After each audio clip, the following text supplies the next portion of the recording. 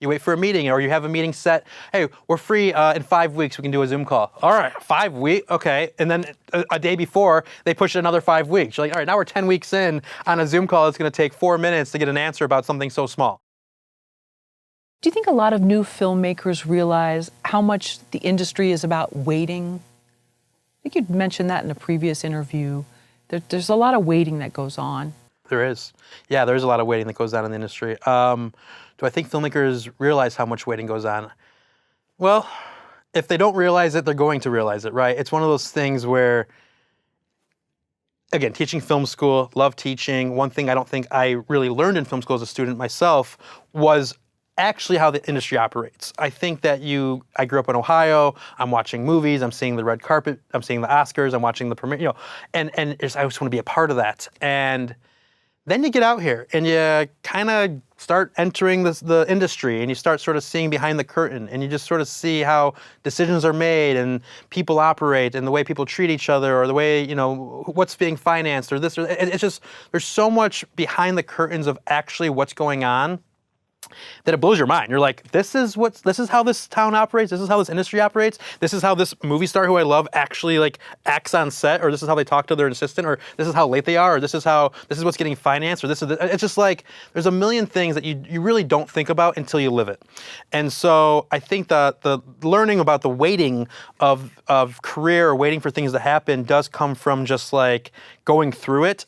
I personally am tired of waiting, and I don't think it's the only way you have to go. I think that I have sat around, I've written a couple scripts over the last 5-6 years that we did wait. We waited to get this sort of $2 to $3 million cool little thriller that we wrote off the ground to get this big movie star attached, that you wait for 3 or 4 months for them to even read a script, and then eventually they say no, and then you wait for this, and you wait for this, and you wait for a meeting, or you have a meeting set. Hey, we're free in 5 weeks. We can do a Zoom call. All right, 5 weeks, okay. And then a day before, they push it another 5 weeks. You're like, all right, now we're 10 weeks in on a Zoom call. It's going to take 4 minutes to get an answer about something so small, right? And it's just like, oh my God, like the fact that anything gets done is crazy. So what I've been kind of doing more now is being like, let's stop waiting. Let's just find our own path to make movies and take them out to the world. And that's what we're doing with our new one, Burt, that we'll talk about. But yeah, it's sort of like, I don't think the waiting is inevitable.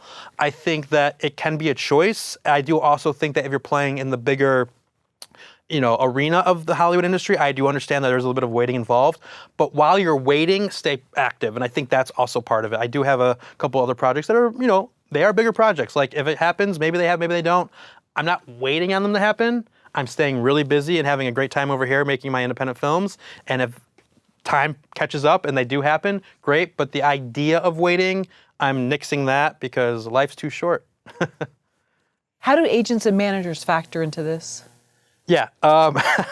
So how do agents and managers factor into sort of the waiting, the industry? Yeah, I mean, look, my relationship with agents and managers personally, and I know a lot of people can relate to this. I mean, I've never really met anyone who's like, God, I love my agent. Everyone's like, God, I can't stand my manager. I can't stand my agent. They want whatever. It's just like everyone's just out there getting coffee with each other, bitching about, complaining about their agents and managers. No, for real though. Look, I think you want someone in your corner who believes in you. I'm not currently repped. I've had big reps. Again, in my 20s, I was with one of the biggest, managers in the city. It was fun for a few years. It was helpful. I probably, again, could have navigated it a little differently and taken maybe more advantage of it, but it just, whatever. It is what it was. It didn't feel right for me at the time. But again, the idea of needing an agent manager, it's something that people obsess about. You're going to land an agent and manager eventually, and then you're going to realize that not much has changed probably. And so my advice to anyone listening is don't put too much time and energy into trying to land an agent and manager. And others have said this. I know, Mark and Jay Duplass, who I really respect as independent filmmakers, talk about this. They will come to you. When you're doing your thing and you're making your work and you're creating your magic, they will come to you. And you're going to have to start saying no to these agents and managers because there's too many of them who maybe are coming to you if you're in that position. And that's a great spot to be in. You don't want to beg or knock on someone's door to represent you. That's not going to work. I've been down that path where it's like, let's do this, come on. And it's just like, why? What am I doing? First of all, anyway, so they're cool. It's good to have someone in the industry. It's someone to help with the professional side of stuff. But I don't know. I think agents and managers, if someone who's a good fit for you, awesome. But I don't want anyone who's watching this to think that you need an agent manager to make a movie, to get started, to do anything, even to contact your favorite actor. Like, you don't need an agent and manager. Just go on IMDb Pro, go wherever, find an email. I mean, like, everything I'm doing right now, everyone's like, who's your publicist? Who's this? Who's that? I'm like, it's just me.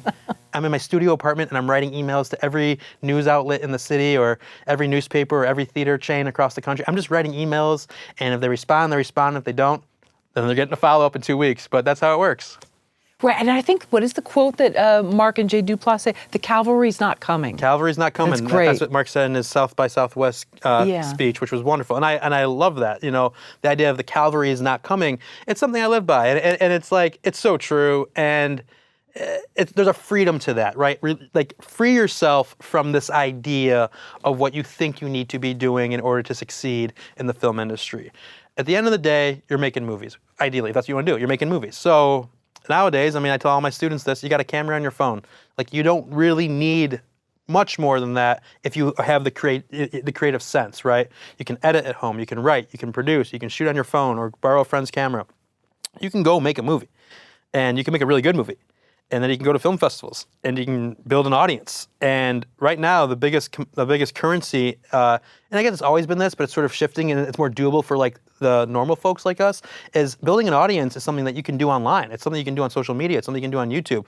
Those who are succeeding right now in today's climate are those who are building their own social media presence and building fans. And once you have fans, that's it. You have fans now, and now you can make your work and go directly to your fans, and they can support it, and you're good forever, basically. You're there. You're able to do it.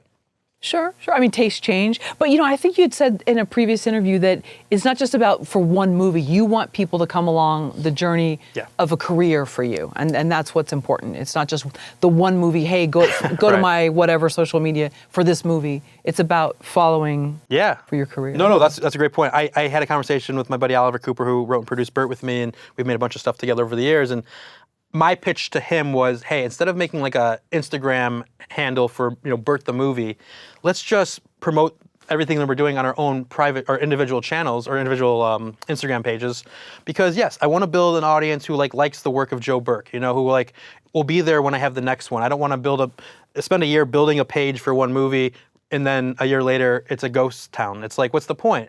I just don't see any point in that. And I've done it in the past, and I learned from that. I did it for another project years ago called The 1 Minute Joe Show, which was a 60-second, Instagram comedy show. But I had its own channel, and I wish I didn't. Looking back, I was like, God, I wish I could have just embraced my own personal channel and just kept building people who want to just keep watching the work I'm doing. So I'm a big believer in that. Some people disagree. Some people are like, you can do both. In my personal mind, I just say, just let your channel be where your work goes, and then you can just sort of build an audience that hopefully will continue on with you to your next projects. I think you've said that rejection is easier for you now than it was in your 20s and in your 30s. How has it changed for you? I think rejection is a little easier now because, you kind of, you understand what it's about. You understand what it means. It's not as personal when you get older. I think when you're getting rejected at an early age, it's at those times where you really are starting to question, like, can I even do this? Is this even my path? Do I belong here? And I think a rejection early on could be a bigger consequence to maybe it's not right for me, or maybe this is not my path, or how do I handle this? You don't have sort of the confidence that you've built over 2 decades of making stuff or having a career. So I think nowadays a rejection, nowadays I'm almost like everything's a rejection until it's not. You almost go in with that mentality, right? Where you're just sort of like, I'm not expecting anything from this moment necessarily. I'm going to try, and I'll keep trying. And I like to look at it as the classic saying, just like throw more logs in the fire. Just have a lot of logs in the fire and see what comes back to you. And then if this one's not coming back, maybe in a few weeks or a few months, you kind of do a little follow up and have enough going on. Like I'm saying, that's back to the waiting question. Like, if you're waiting for one thing, it's just, I just need this one part, I just need this one thing, and you're gonna go crazy. and it's not sustainable. Living in a place of like madness and desperation, it's not sustainable. So, as someone who wants to do this the rest of their lives, I had a friend say years ago, and I always took this advice, he's like, it's about longevity. A career in this industry is just about longevity. Keep living your life, keep having fun, keep growing as a person, keep following your heart, keep doing what you want to do, and have many logs in the fire, because you are going to get a bunch of no's. But for me, a no is just like, okay, cool, that's not the path. I'm just trying to find the path. What's the path? And let if you want to believe, like, let the universe sort of dictate it a little bit. And so it's just my job to try.